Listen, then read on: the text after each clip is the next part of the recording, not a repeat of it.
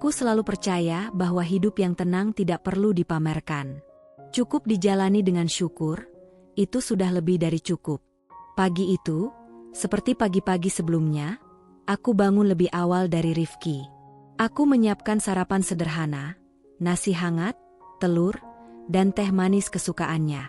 Rumah kami tidak besar, tapi rapi dan penuh cahaya. Aku menyukainya. Rifki keluar dari kamar dengan kemeja kerja yang sudah kusetrika semalam. Ia tersenyum singkat. "Terima kasih," katanya saat melihat meja makan. Aku mengangguk dan ikut duduk. Kami makan sambil membicarakan hal-hal ringan. Pekerjaan, rencana akhir pekan, dan kunjungan ke rumah orang tuanya. Saat itu, aku tidak tahu bahwa ketenangan bisa begitu rapuh. Aku, Larasati Maheswari, sudah menikah selama 4 tahun. Dari luar, hidupku tampak baik-baik saja. Suami mapan, keluarga besar yang sering berkumpul, dan aku yang memilih mengurus rumah dengan sepenuh hati. Aku tidak bekerja di luar rumah, bukan karena tak mampu, tapi karena kami sepakat. Aku ingin rumah ini menjadi tempat pulang yang hangat. Setiap akhir pekan, kami hampir selalu datang ke rumah orang tua Rifki.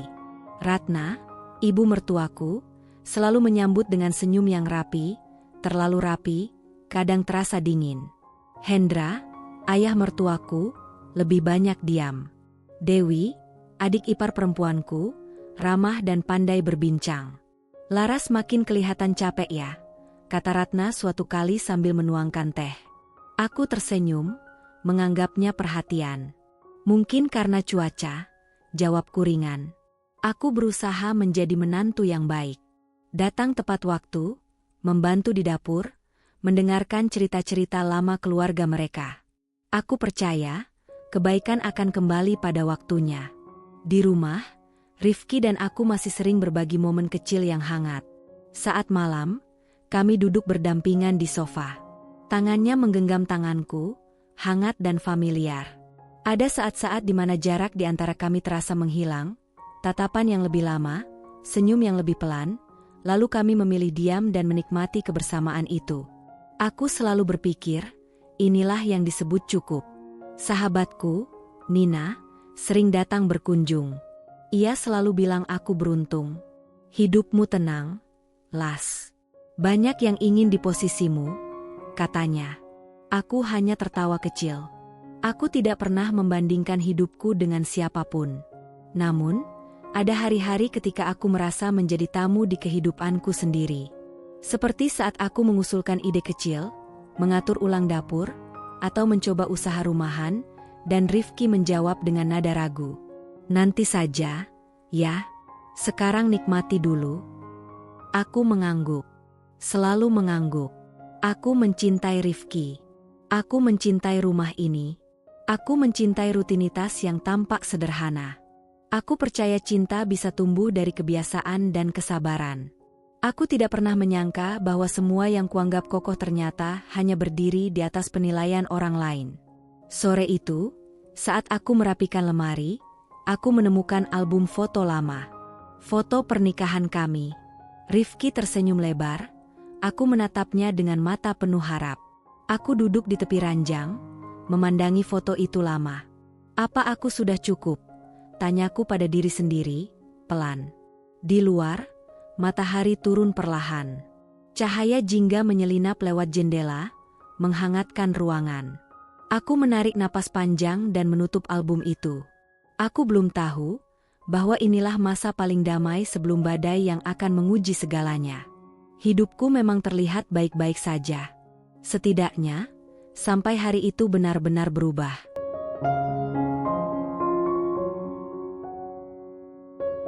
Pagi-pagi sekali aku sudah berada di dapur. Suara panci dan wajan beradu pelan, mengisi rumah yang masih sunyi. Aku menyiapkan bekal untuk Rifki seperti biasa. Rutinitas yang kulakukan dengan hati tenang, seolah itu caraku menjaga keseimbangan rumah tangga kami. Rifki keluar dari kamar sambil mengancingkan jam tangannya. Ia mendekat dan mencium keningku singkat. Sentuhan itu terasa sama. Tapi entah kenapa hatiku menangkap sesuatu yang berbeda. Mungkin hanya perasaanku sendiri, pikirku. Besok kita ke rumah mama lagi, katanya sambil mengambil tas kerja. Aku mengangguk. Iya, aku siapkan kue kesukaan mama. Ia tersenyum tipis, lalu pergi. Aku berdiri beberapa detik di depan pintu yang tertutup, menenangkan perasaan aneh yang tak ingin pergi. Siang harinya, aku menerima pesan dari Ratna. Ia memintaku datang lebih awal ke rumahnya keesokan hari. Alasannya sederhana, ingin membantuku menyiapkan hidangan. Aku menjawab dengan sopan dan cepat, berharap ini pertanda baik. Keesokan harinya, aku datang sendiri karena Rifki ada urusan kantor. Di dapur rumah itu, Ratna mengajariku resep lama keluarga mereka. Tangannya cekatan, suaranya tenang, tapi tatapannya sering mengamatiku terlalu lama. Kamu jarang keluar rumah, ya? Tanyanya tiba-tiba. Aku tersenyum. Iya, aku lebih nyaman di rumah. Ratna mengangguk pelan. Perempuan itu harus tahu tempatnya. Rumah tangga bukan hal mudah. Aku menelan ludah, memilih diam. Aku tidak ingin memperbesar makna dari kata-kata itu. Saat Dewi masuk ke dapur, suasana sedikit mencair. Kami berbincang ringan, tertawa kecil. Aku merasa lebih diterima. Namun, ketika aku hendak pulang, Ratna memegang lenganku lembut. Kamu harus lebih memperhatikan Rifki. Jangan sampai dia lelah sendirian, katanya. Nada suaranya halus, tapi pesannya menekan. Aku mengangguk lagi. Selalu mengangguk. Di rumah, Rifki pulang lebih malam dari biasanya. Aku menunggunya di ruang keluarga. Saat ia duduk di sampingku, aku menyodorkan teh hangat. Tanganku menyentuh tangannya, dan ia tidak menariknya. Kami saling berpandangan beberapa detik, hening yang hangat, tapi syarat pikiran. Kamu capek? Tanyaku. Iya, jawabnya singkat. Aku memeluknya pelan. Ia membalas, meski tak seerat dulu. Aku menutup mata, mencoba menyimpan momen itu. Ada perasaan ingin lebih dekat. Ingin memastikan semuanya baik-baik saja, namun aku memilih diam dan menikmati kebersamaan singkat itu. Malam itu, aku terbangun karena Rifki bergerak gelisah. Ia memunggungiku. Aku ingin bertanya, tapi kata-kata tertahan. Aku memilih kembali memejamkan mata, meyakinkan diri bahwa ini hanya fase lelah. Hari-hari berikutnya berjalan normal di permukaan. Aku tetap mengurus rumah, menyambut Rifki dengan senyum, dan datang ke acara keluarga. Namun, ada jarak tipis yang tumbuh. Tatapan yang dulu lama kini singkat. Obrolan yang dulu hangat kini seperlunya. Nina sempat menatapku lama saat kami minum teh bersama. Kamu baik-baik saja? Tanyanya. Aku tersenyum. Baik. Mungkin cuma lelah. Aku tidak ingin mengakui kegelisahanku. Aku percaya kesabaran adalah kunci. Aku percaya cinta bisa diperbaiki dengan perhatian kecil dan waktu. Di cermin kamar, aku menatap diriku sendiri. Senyumku masih sama, rapi dan tenang.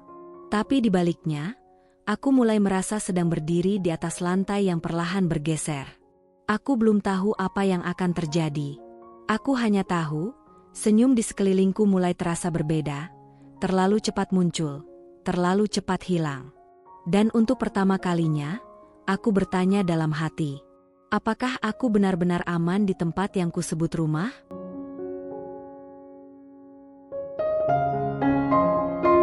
Aku selalu percaya bahwa setiap masalah punya sebab yang jelas.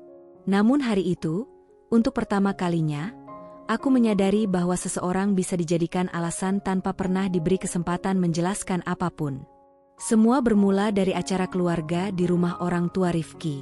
Hari itu cukup ramai. Beberapa kerabat datang lebih awal, tawa terdengar dari ruang tengah. Aku membantu Ratna menyiapkan hidangan seperti biasa. Tanganku bergerak cepat, berusaha menunjukkan bahwa aku hadir dan peduli.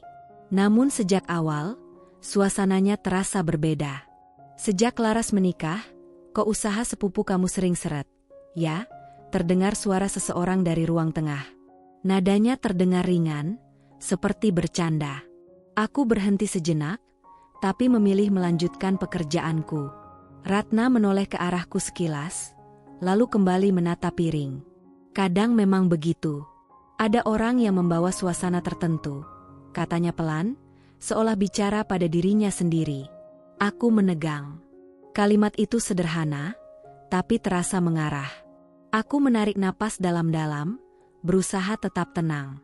Saat makan bersama, pembicaraan semakin melebar. Masalah demi masalah keluarga dibahas, pekerjaan yang tak sesuai rencana pindah rumah yang tertunda, usaha yang belum berkembang. Anehnya, setiap cerita selalu diakhiri dengan tatapan singkat ke arahku. Aku tersenyum kaku. Tanganku di bawah meja menggenggam ujung baju sendiri. Rifki duduk di sampingku, tapi ia lebih banyak diam. Aku menunggunya bicara, menunggu ia memotong pembicaraan atau setidaknya menggenggam tanganku seperti biasa. Tapi yang kudapatkan hanyalah keheningan. Laras, kamu akhir-akhir ini sering di rumah saja, ya? Tanya Ratna tiba-tiba. Iya, Ma, jawabku sopan. Kalau begitu, pastikan rumah Rifki selalu rapi dan nyaman. Jangan sampai energi di rumah berantakan, lanjutnya. Aku menunduk, mengangguk pelan. Sepulang dari sana, perjalanan di mobil terasa panjang. Lampu jalan berkelebat, dan suara mesin menjadi satu-satunya pengisi ruang. Aku memberanikan diri bicara. Mas, tadi mama maksudnya apa? Tanyaku hati-hati. Rifki menghela napas. Mama cuma khawatir. Kamu jangan terlalu sensitif. Aku terdiam. Sensitif. Kata itu menempel di pikiranku lebih lama dari seharusnya. Malam itu, aku sulit tidur. Kata-kata siang tadi berputar di kepala. Aku mulai bertanya-tanya, apakah kehadiranku benar-benar dianggap membawa ketenangan? Atau justru sebaliknya? Hari-hari setelah itu, sikap keluarga Rifki semakin berubah. Undangan datang, tapi kehangatan berkurang. Senyum ada, tapi tatapannya menilai. Setiap masalah kecil seakan menemukan jalannya untuk kembali kepadaku. Sejak Laras pindah ke rumah itu, kok suasananya jadi sering pengap, kata Dewi suatu sore. Ia tertawa kecil, seolah bercanda. Aku ikut tersenyum, meski dadaku terasa sesak. Aku mencoba berbicara pada Rifki lagi. Mas, aku merasa, aku seperti disalahkan atas banyak hal. Ia mengusap wajahnya lelah. Kamu terlalu memikirkan omongan orang. Fokus saja urus rumah. Aku mengangguk, meski hatiku terasa ditinggalkan. Di kamar, aku duduk di tepi ranjang, menatap jendela yang tertutup. Aku mulai merasa sendirian di rumah yang dulu terasa hangat. Bukan karena aku tidak berusaha, tapi karena aku mulai diposisikan sebagai penyebab, bukan bagian dari solusi. Untuk pertama kalinya, aku merasa tidak aman bukan oleh kejadian besar, melainkan oleh bisik-bisik yang pelan, tapi terus-menerus. Aku belum tahu kemana arah semua ini. Tapi satu hal pasti, aku sedang perlahan dijadikan alasan atas sesuatu yang bahkan tidak ku mengerti.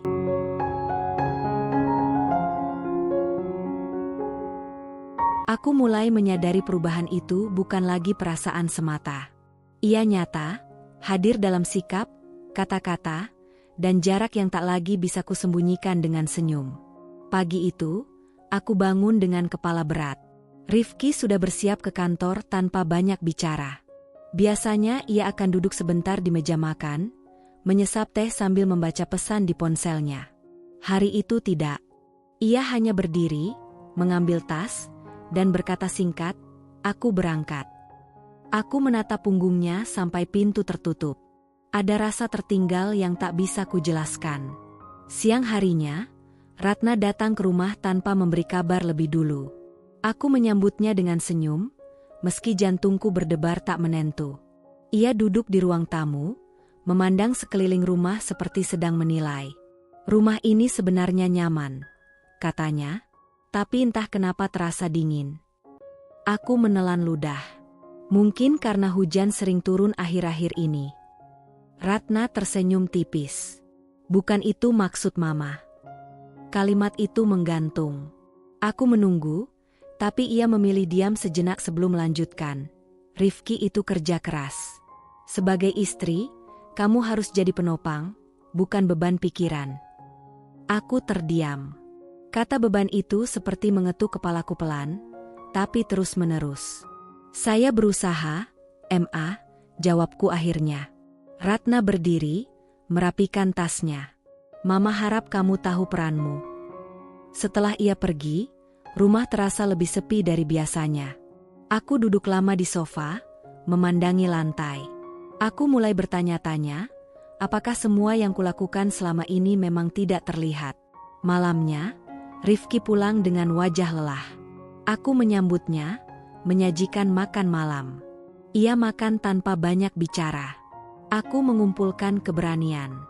Mas, Mama datang tadi, kataku pelan. Rifki berhenti mengunyah. Ngomong apa? Beliau bilang, aku harus lebih mengerti peranku. Ia menghela napas. Mama cuma ingin yang terbaik. Kamu jangan salah paham. Aku menatapnya. Kalau menurut Mas sendiri, aku sudah cukup belum? Pertanyaan itu meluncur begitu saja. Rifki terdiam lebih lama dari biasanya. Hening itu lebih menyakitkan daripada jawaban apapun. Kamu terlalu banyak di rumah, katanya akhirnya. Mungkin kamu butuh kegiatan yang lebih jelas. Rumah tangga itu bukan cuma soal niat baik. Aku merasa seperti berdiri di tengah ruangan kosong. Aku mengurus rumah ini setiap hari. Suaraku hampir bergetar. Rifki bangkit dari kursinya. Aku capek. Laras. Jangan mulai pembicaraan berat sekarang. Ia pergi ke kamar, meninggalkanku sendirian di meja makan. Malam itu, aku tidak menangis. Aku hanya duduk, memeluk lutut, mencoba memahami di mana letak kesalahanku. Aku teringat semua yang kukorbankan, semua waktu dan perhatian yang kuserahkan tanpa hitung-hitungan. Hari-hari berikutnya, sikap Rifki semakin dingin. Ia jarang bertanya kabarku. Sentuhan yang dulu sederhana kini hampir tak ada. Saat aku menggenggam tangannya, ia membalas, tapi cepat melepaskannya. Aku merasa posisiku sebagai istri mulai dipertanyakan. Bukan dengan teriakan atau pertengkaran, tapi dengan jarak dan keraguan yang pelan-pelan meminggirkan aku. Aku berbicara pada Nina lewat telepon. Aku merasa seperti sedang diuji tanpa tahu soalnya. Kataku, kamu harus jaga dirimu sendiri. Jawabnya lembut. Malam itu, aku berdiri di depan cermin. Wajahku terlihat sama, tapi mataku tidak. Ada keraguan yang mulai tumbuh. Untuk pertama kalinya, aku menyadari bahwa menjadi istri yang diam dan sabar tidak selalu berarti aman. Aku belum tahu apa yang akan terjadi. Tapi satu hal jelas, aku tidak lagi berdiri di tempat yang kukira kokoh. Dan badai itu, kurasakan, sudah sangat dekat.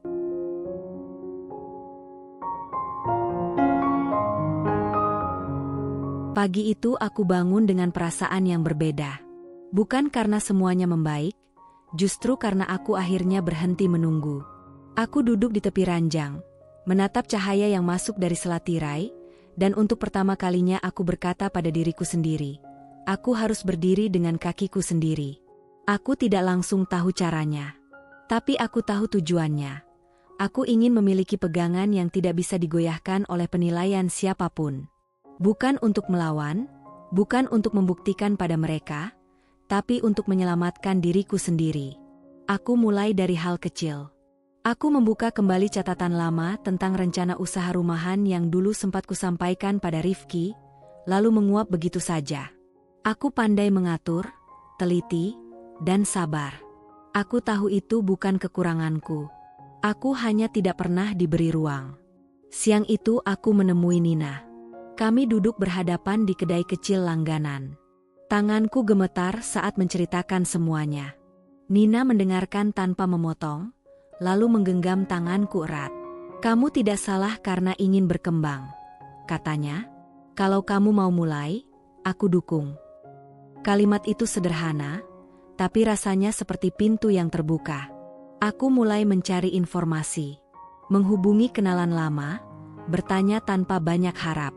Banyak yang ragu saat tahu aku sudah lama tidak bekerja.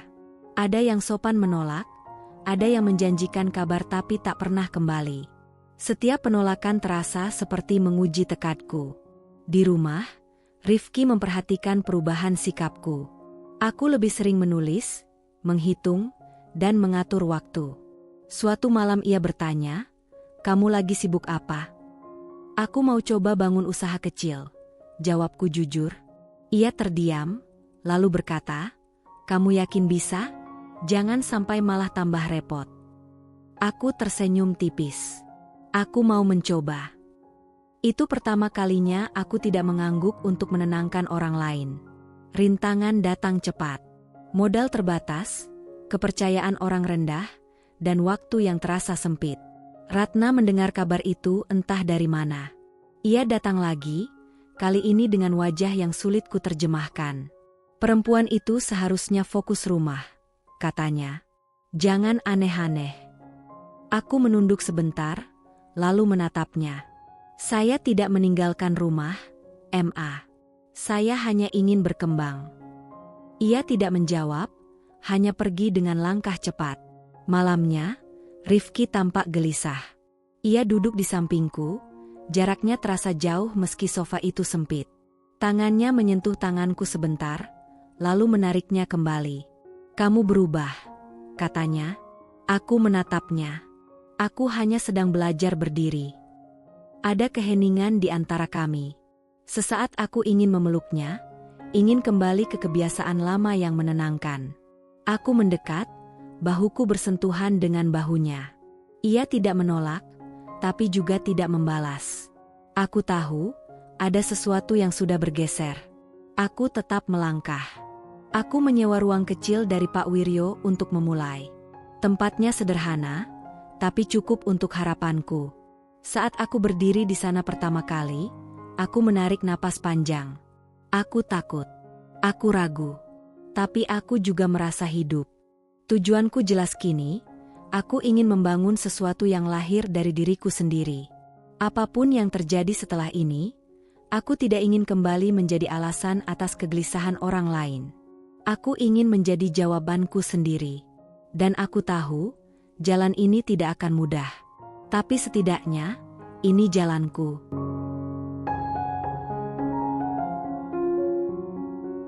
Beberapa minggu setelah aku memulai usaha kecilku, hidupku mulai terasa lebih ringan. Rutinitas baru memberikan energi baru.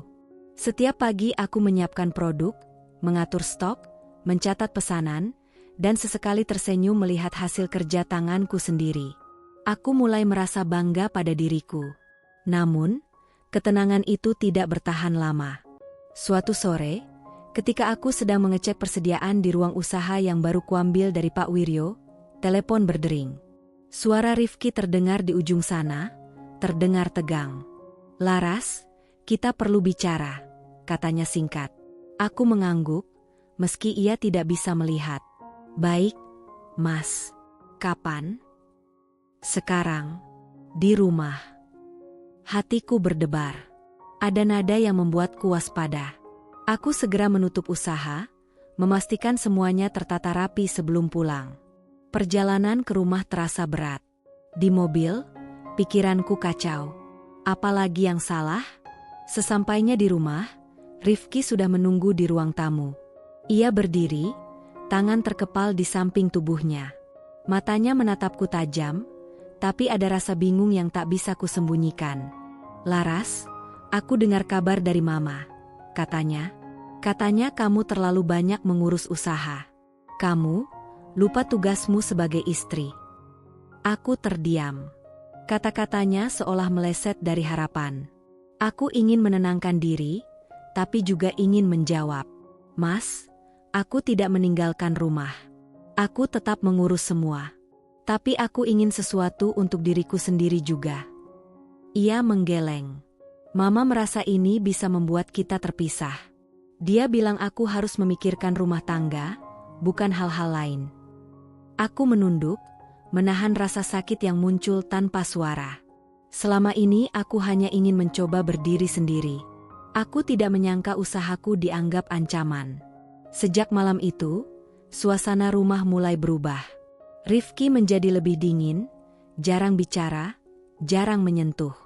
Setiap kali aku mencoba berbicara soal usaha atau impianku, ia menatapku lekat, lalu mengalihkan pembicaraan. Aku merasa ada tembok yang terbentuk di antara kami. Hari-hari berikutnya, tekanan dari keluarga Rifki semakin terasa. Ratna sering menelepon, bertanya tentang usaha yang kulakukan dengan nada yang tidak terlalu ramah. Dewi pun mulai menyelipkan komentar halus, seolah menilai setiap langkahku. Aku mencoba menahan diri, tetap tersenyum, dan fokus pada usahaku. Tapi malam itu, saat aku duduk sendirian di ruang kerja kecilku, aku menyadari sesuatu. Ketika orang-orang menganggapmu lemah atau menjadi beban, itu bukan karena kamu salah. Tapi karena mereka ingin mempertahankan dunia mereka sendiri. Aku menarik napas panjang. Satu hal jelas, aku tidak bisa bergantung pada Rifki atau keluarganya lagi. Aku harus menemukan kekuatanku sendiri. Aku memutuskan, meski sulit, akan terus melangkah. Aku tidak tahu seberapa berat rintangan yang menanti, tapi aku tahu satu hal, ini bukan lagi soal diterima atau tidak diterima. Ini tentang bertahan dan membuktikan siapa aku sebenarnya. Dan di hati kecilku, muncul perasaan hangat yang tak kusangka. Ada harapan bahwa dari ketegangan ini, aku akan menemukan jalan yang lebih besar dari sekadar rumah tangga yang rapuh.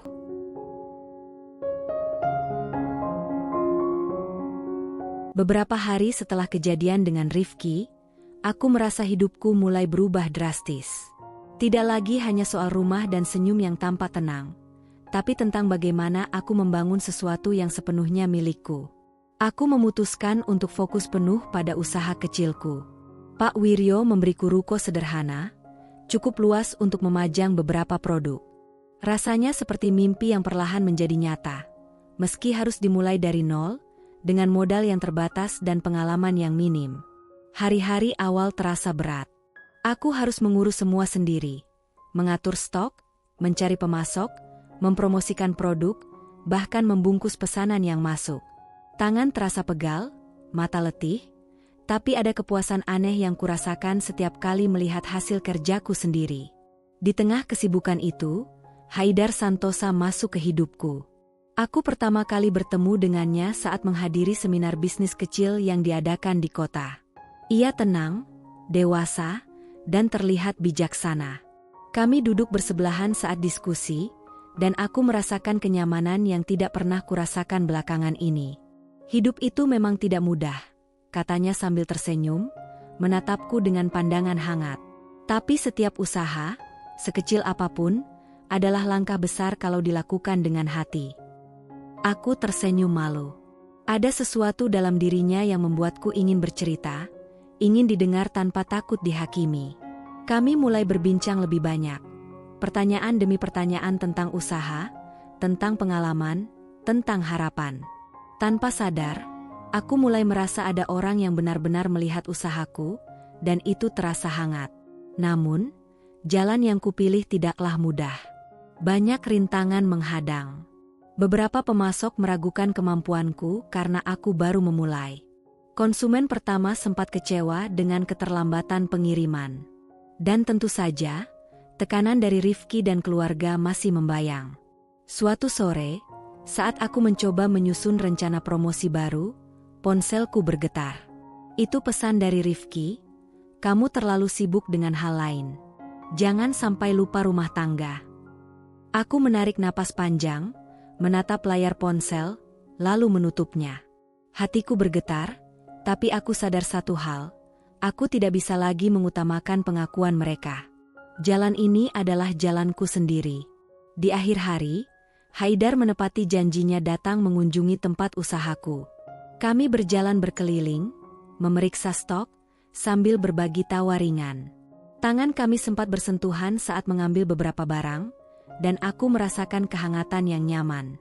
Tidak terlalu cepat, tidak terlalu lama, tapi cukup untuk membuatku tersenyum dalam diam. Kalau kamu mau, aku bisa bantu kontak beberapa orang yang mungkin tertarik dengan produkmu, katanya. Aku menatapnya, tersenyum tipis.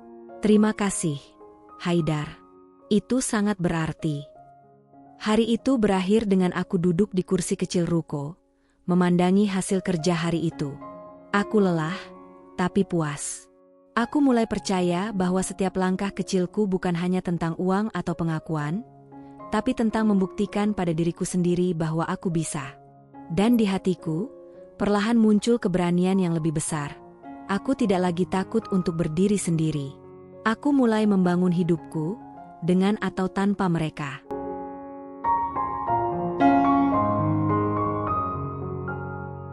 Beberapa minggu setelah aku fokus membangun usaha, aku mulai merasakan kemajuan kecil.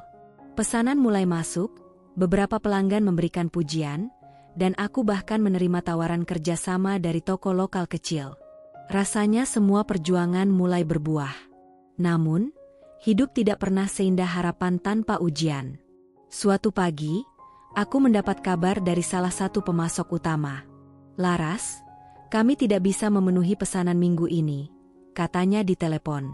Aku terdiam, jantungku berdebar. Alasannya sederhana, stok mereka menipis, tapi aku tahu di balik itu ada pihak lain yang mungkin memengaruhi keputusan mereka. Aku mencoba mencari solusi lain, menghubungi beberapa pemasok baru, tapi harga dan kualitas tidak sesuai. Pesanan yang sudah dijadwalkan mulai tertunda. Aku menahan rasa panik, menarik napas dalam-dalam, lalu menyusun rencana alternatif. Saat aku hendak mengirimkan beberapa produk ke toko lokal, Haidar datang. "Apa yang terjadi?" tanyanya, melihat raut wajahku yang tegang. "Ada masalah stok. Semua serba terbatas," jawabku singkat. Aku tidak ingin ia khawatir terlalu banyak. Haidar mengangguk pelan. "Jangan khawatir, kita bisa cari jalan." Aku bantu kontak beberapa kenalan. Tapi meskipun ada dukungan Haidar, tekanan tidak berhenti di situ. Di rumah, Rifki semakin dingin. Ia jarang bicara, bahkan saat aku ingin menceritakan kesulitan yang kuhadapi. Aku mulai merasa sendirian meski berada di rumah yang sama dengannya. Sore itu, Dewi datang ke rumah dengan senyum manis, tapi komentar yang ia selipkan menusuk hati. "Laras, usaha itu memang menarik, tapi jangan sampai rumah tangga ikut terbengkalai. Kamu kan istri." Aku menelan ludah. Senyum itu terasa pahit. Aku ingin membela diri, tapi kata-kata terhenti. Aku tahu membalas hanya akan membuat mereka merasa menang. Malam harinya, aku duduk di ruko sambil menatap produk yang tertata rapi. Hati kecilku bergetar. Semua usaha yang kupikir mulai membuahkan hasil kini seakan berhenti di tengah jalan. Aku merasa gagal, meski aku tahu semua sudah kulakukan sebaik mungkin. Haidar datang lagi, kali ini membawa beberapa ide baru. "Kita bisa kerjasama dengan platform online. Produkmu bisa lebih luas dijangkau," katanya. Aku tersenyum, tapi di balik itu ada rasa frustasi yang belum hilang. Malam itu, saat aku pulang ke rumah, Rifki duduk di ruang keluarga, menatapku tanpa bicara. Aku ingin menggenggam tangannya, mencari dukungan, tapi ia menunduk, menatap ponselnya. Aku duduk di sampingnya, menyentuh bahunya perlahan. Ia tidak menolak, tapi juga tidak merespons. Aku merasa seperti berada di dua dunia sekaligus. Satu dunia yang kubangun dengan susah payah, satu dunia yang menilai dan menghakimi tanpa peduli. Di kamar, aku duduk di tepi ranjang, menarik napas panjang. "Ini belum akhir," kataku pada diriku sendiri. "Aku masih punya kesempatan. Aku harus tetap kuat." Namun malam itu, aku tidur dengan satu kenyataan yang menekan. Semua usaha yang kurintis bisa hancur hanya karena satu gelombang masalah. Dan aku tahu, badai belum selesai. Ini baru permulaan dari ujian yang lebih besar. Aku menatap langit malam dari jendela kamar, berharap besok membawa kekuatan baru. Aku harus bangkit. Aku tidak bisa menyerah sekarang. Karena aku tahu, jalan terakhir untuk menang masih tersisa, dan itu harus kuambil dengan keberanian yang lebih besar daripada sebelumnya.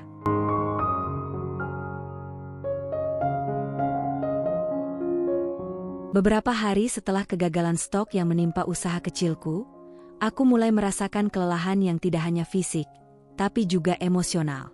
Bangun pagi, menyiapkan produk, menghubungi pelanggan, dan menghadapi komentar keluarga Rifki, semua menumpuk menjadi beban yang sulit kuhindari.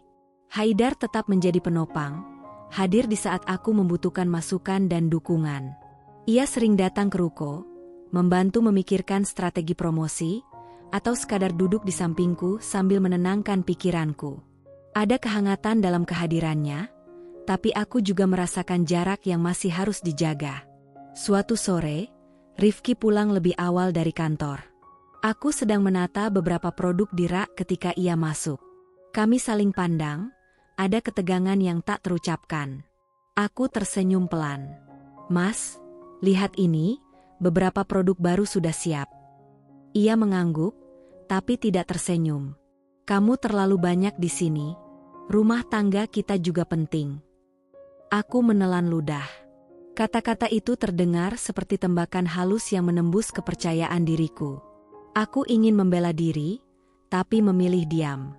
Menjaga nada suara tetap lembut, aku berkata, "Aku tetap mengurus rumah, Mas. Tapi aku juga ingin mencoba sesuatu untuk diriku sendiri." Rifki menghela napas panjang.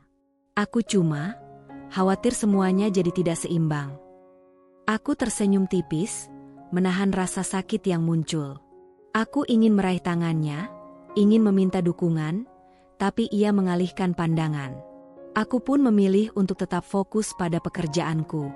Hari-hari berikutnya, tekanan semakin terasa. Pesanan terus masuk, tapi beberapa pelanggan mengeluh tentang keterlambatan, dan komentar dari keluarga Rifki makin sering terdengar. Dewi menyelipkan komentar halus setiap kali kami bertemu. Ratna menelepon dengan nada menilai. Bahkan Rifki, yang dulu pelan-pelan bisa kukandaskan perasaannya dengan senyum dan pelukan, kini terlihat semakin menjauh. Aku merasa seolah berada di persimpangan, antara menjaga hubungan yang semakin rapuh dan memajukan usaha yang kubangun dengan susah payah. Malam itu, saat aku duduk di ruko yang sepi, Haidar datang membawa kopi hangat. "Kamu baik-baik saja?" tanyanya lembut, menatap mataku. Aku menarik napas panjang. Aku lelah, tapi tidak menyerah. Hanya ingin semuanya seimbang. Ia tersenyum, menepuk tanganku sebentar. Sentuhan itu sederhana, tapi memberiku keberanian. "Kamu bisa, Laras. Jangan biarkan orang lain menentukan batas kemampuanmu." Aku tersenyum, menatap tangannya yang masih hangat menutupi tanganku. Ada rasa nyaman yang perlahan tumbuh, rasa aman yang jarang kurasakan dalam beberapa minggu terakhir. Namun, malam itu, ketika aku pulang ke rumah, Rifki sudah tidur. Aku berdiri di pintu kamar, menatapnya sejenak. Aku ingin menggendongnya, merasakan dekatnya kami seperti dulu, tapi aku sadar jarak ini bukan hanya fisik. Ada jarak yang tumbuh di antara hati kami. Aku duduk di samping ranjang, menarik napas panjang. Dalam hati, aku berjanji, aku tidak akan membiarkan apapun menghancurkan impianku.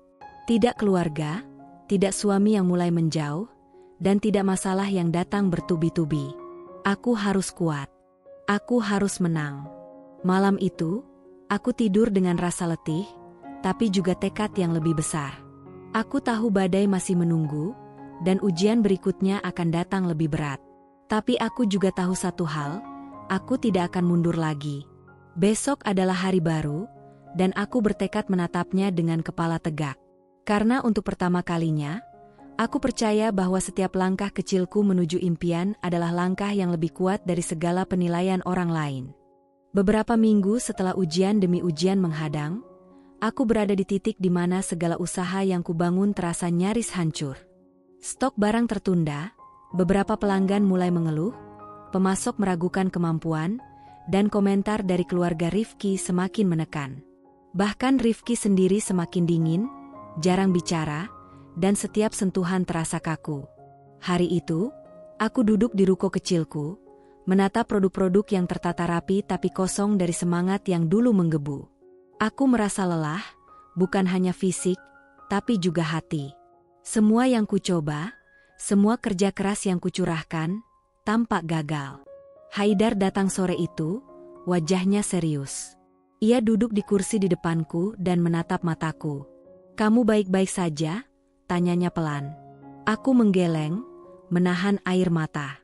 "Aku Merasa semua usahaku berhenti. Rasanya tidak ada jalan keluar. Ia memegang tanganku. Sentuhan hangat itu membuat jantungku sedikit tenang. Setiap usaha pasti ada rintangannya, Laras. Tapi kalau kamu ingin menang, kadang kita harus mengambil langkah terakhir yang paling sulit. Aku menatapnya, hatiku berdebar. Langkah terakhir? Apa maksudnya? Sore itu, aku memutuskan berjalan-jalan di tepi kota untuk menenangkan pikiran. Angin sore menerpa wajahku, tapi tidak mampu menghapus rasa berat di dada. Aku ingat semua yang terjadi. Komentar keluarga Rifki, penolakan pemasok, rasa dingin Rifki. Aku merasa sendirian, tapi di saat yang sama, tekadku mulai muncul dari kedalaman hati.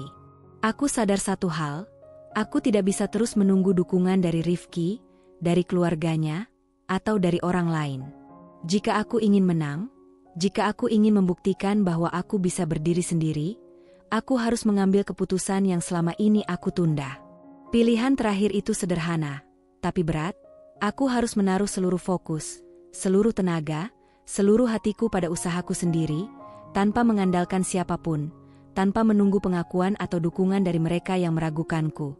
Malam itu, aku duduk di ruang ruko, menatap daftar pesanan yang menumpuk. Aku menulis rencana baru, strategi pemasaran online, kolaborasi dengan kenalan bisnis, pengaturan stok yang lebih efektif. Semua harus kukerjakan sendiri. Tidak ada ruang untuk ragu atau menunggu persetujuan Rifki. Haidar tetap menemaniku, memberi saran, tapi tidak memaksa. Ada sesuatu yang membuatku merasa aman, tapi tetap harus kuambil keputusan sendiri. Tanganku gemetar saat menulis, tapi hatiku semakin mantap. Saat pulang ke rumah, Rifki menatapku dengan pandangan datar. Aku tersenyum pelan, tanpa kata, lalu masuk ke kamar. Di cermin, aku menatap wajahku sendiri. Ada garis lelah, tapi mataku berbeda. Mataku kini menatap masa depan dengan tekad yang belum pernah kurasakan sebelumnya. Aku tahu badai ini belum selesai. Bahkan, mungkin ujian yang lebih berat akan datang. Tapi aku juga tahu satu hal. Pilihan terakhir ini adalah langkah paling sulit, tapi satu-satunya jalan untuk menang. Aku menarik napas panjang, menutup mata sejenak, dan berbisik. Aku akan bangkit. Aku akan menang. Dan mereka akan melihatku bukan sebagai alasan, tapi sebagai wanita yang kuat dan mandiri. Malam itu, untuk pertama kalinya dalam berminggu-minggu, aku tidur dengan rasa tegar. Aku tidak tahu seberapa berat ujian berikutnya, tapi aku yakin satu hal, jalan terakhir ini adalah jalan menuju kemenangan yang sebenarnya.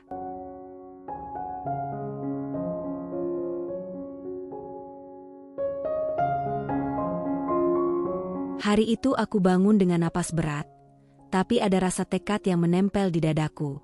Aku tahu bahwa semua yang kulakukan sebelumnya hanyalah latihan, hari ini adalah saat pertaruhan terakhir. Tidak ada lagi ruang untuk ragu, tidak ada lagi waktu untuk menunggu persetujuan Rifki, atau pengakuan dari keluarga yang menilai. Aku memulai pagi dengan menyiapkan produk-produk terbaikku. Setiap barang kuperlakukan dengan hati, memastikan kualitasnya sempurna. Pikiran tentang kegagalan sebelumnya tetap ada, tapi aku menolak membiarkannya menguasai hatiku. Ini adalah langkah terakhirku, dan aku harus melakukannya dengan seluruh kemampuan yang kumiliki. Haidar datang tepat saat aku akan mengirimkan pesanan pertama hari itu. "Semua siap?" tanyanya lembut. Aku mengangguk, tersenyum tipis. Tangannya menyentuh tanganku sebentar, cukup untuk membuatku merasa diperhatikan dan didukung tanpa harus bergantung. Sore harinya, aku menerima kabar dari salah satu toko besar. Mereka tertarik untuk menjual produkku. Hati kecilku melonjak. Ini bukan hanya soal uang, tapi pengakuan atas kerja keras yang selama ini dianggap sepele. Aku menahan air mata, tersenyum di tengah kerumitan pikiran yang masih tersisa tentang Rifki dan keluarganya. Di rumah, Rifki menatapku dengan wajah datar saat aku menceritakan kabar itu. Ia tidak berbicara banyak, hanya mengangguk. Namun aku merasa ada sesuatu yang berubah. Meski ia tidak berkata, matanya tidak bisa menyembunyikan rasa kagum yang terlambat muncul. Malam itu, Haidar mengajak duduk di balkon ruko. Kami duduk berdampingan, tangannya bersentuhan dengan tanganku sekali-sekali, pelan dan penuh hangat. Ada ketenangan yang kurasakan, berbeda dengan kehangatan yang dulu kubagi dengan Rifki. Aku mulai menyadari bahwa keberanian dan dukungan bukan hanya soal kata-kata, tapi juga rasa aman yang diberikan orang yang memahami perjuangan kita. "Laras, kamu hebat," katanya sambil tersenyum. "Semua kerja kerasmu akhirnya mulai terlihat." Aku menunduk, tersenyum tipis. "Terima kasih, Haidar. Aku belajar bahwa kekuatan terbesar datang dari diri sendiri." Hari-hari berikutnya, aku menutup semua pekerjaan dengan rapi, memastikan usaha berjalan lancar, sambil tetap mengurus rumah. Aku tidak lagi merasa terbebani oleh komentar keluarga Rifki. Setiap tatapan dingin, setiap nada meremehkan, aku ubah menjadi bahan bakar untuk melangkah lebih jauh. Rifki mulai memperhatikan perubahan itu. Saat aku pulang ke rumah, ia menatapku lebih lama, jarang bicara tapi terlihat mencoba memahami. Aku tersenyum padanya, tidak untuk meminta pengakuan, tapi untuk menunjukkan bahwa aku telah menemukan diriku sendiri. Malam itu, aku berdiri di depan cermin kamar, menatap wajahku sendiri. Aku melihat mata yang sama, tapi kini ada cahaya baru, keberanian, keteguhan, dan keyakinan bahwa aku bisa menaklukkan apapun. Aku menyadari satu hal, pertaruhan terakhir ini bukan hanya soal usaha, tapi soal diriku sendiri. Dan malam itu, aku merasa, untuk pertama kalinya dalam berbulan-bulan, aku menang, bukan karena orang lain mengakui, tapi karena aku tidak menyerah. Aku menutup mata sejenak, menarik napas panjang, dan berbisik pada diri sendiri. Aku bertahan. Aku menang. Dan hidupku adalah milikku, sepenuhnya. Malam itu, untuk pertama kalinya, aku tidur dengan hati ringan, bangga, dan damai. Aku telah melalui badai, menghadapi rintangan, dan mengambil pilihan paling sulit. Dan aku tahu, kemenangan yang kuraih bukan hanya untukku, tapi untuk semua perempuan yang pernah dianggap tidak mampu. Pagi itu, sinar matahari menyelinap lembut melalui tirai kamar, menandai awal hari yang baru. Aku membuka mata, tersenyum pada diri sendiri. Setelah semua badai dan ujian yang datang bertubi-tubi, aku merasa ada ketenangan yang menenangkan hatiku. Ini bukan ketenangan yang dipaksakan, tapi ketenangan yang lahir dari kemenangan yang kutemukan sendiri. Usahaku berjalan lancar. Pesanan meningkat, pelanggan mulai percaya pada kualitas produk, dan beberapa toko besar sudah memasukkan produknya ke rak mereka. Setiap langkah kecil ini terasa seperti batu loncatan, bukan sekadar hasil instan. Aku menatap produk-produk yang tertata rapi di rak ruko, tersenyum sendiri. Semua jerih payah ini kini terlihat nyata. Haidar datang sore itu membawa beberapa dokumen kerjasama dengan toko baru. Saat kami berdiskusi, tangannya sesekali menyentuh tanganku dengan hangat. Aku merasakan kedekatan yang berbeda dari sebelumnya. Ini bukan ketergantungan, tapi kepercayaan dan kenyamanan. Ada rasa aman di dekatnya, dan aku bisa tertawa ringan tanpa rasa bersalah atau khawatir. Di rumah, Rifki mulai menunjukkan perubahan kecil. Ia tidak mengucapkan banyak kata, tapi ada perhatian yang mulai muncul. Saat aku memasak, ia menanyakan menu, bahkan menawarkan bantuan mengambil bahan. Aku tersenyum tipis, menerima perhatiannya tanpa terlalu berharap. Aku tahu, aku tidak lagi membutuhkan pengakuan atau penerimaan darinya untuk merasa berharga. Malam itu, aku duduk di balkon ruko, menatap cahaya lampu kota yang berkelap-kelip. Haidar berdiri di sampingku, tangannya menyentuh punggungku pelan, sebuah gestur sederhana tapi penuh arti. Kami berdiri diam beberapa saat, merasakan ketenangan dan kebahagiaan yang sederhana. "Kamu hebat, Laras," ucap Haidar lembut. "Aku bangga melihat kamu bertahan dan menang dengan caramu sendiri." Aku menoleh, tersenyum. "Terima kasih, Haidar. Aku belajar satu hal, kekuatan terbesar datang dari keberanian menghadapi semuanya sendirian, bukan karena orang lain memberi restu." Hidupku kini mulai menemukan ritmenya sendiri. Rumah tangga yang dulu penuh keraguan tetap berjalan, Tapi aku tidak lagi menunduk atau menyesuaikan diri demi pengakuan orang lain. Usahaku adalah milikku, kepercayaan diri adalah milikku, dan kebahagiaan kecil yang kurasakan sekarang adalah hasil dari keteguhan hatiku sendiri. Di malam yang hening itu, aku duduk di tepi balkon, menarik napas panjang, dan menyadari satu hal.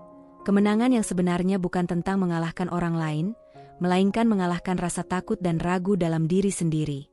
Aku tersenyum, menatap langit malam, dan berbisik. Aku menang, bukan dengan amarah, bukan dengan balas dendam, tapi dengan hidupku sendiri. Dengan caraku sendiri. Dan di sanalah aku, Larasati Maheswari, berdiri tegak di atas semua ujian, dengan hati yang tenang, mata yang cerah, dan langkah yang mantap menuju masa depan yang kubangun sendiri.